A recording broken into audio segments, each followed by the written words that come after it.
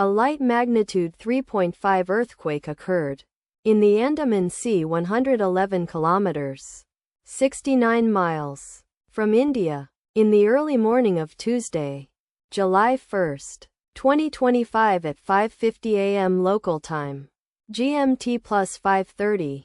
The depth of the quake could not be determined, but is assumed to be shallow. The quake was not felt, or at least not reported so.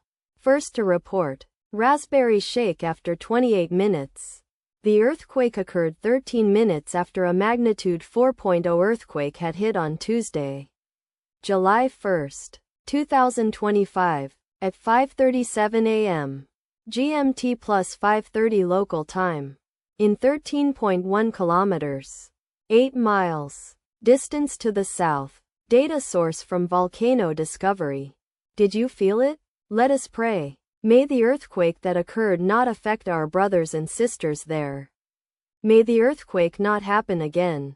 And may God protect everyone. Amen.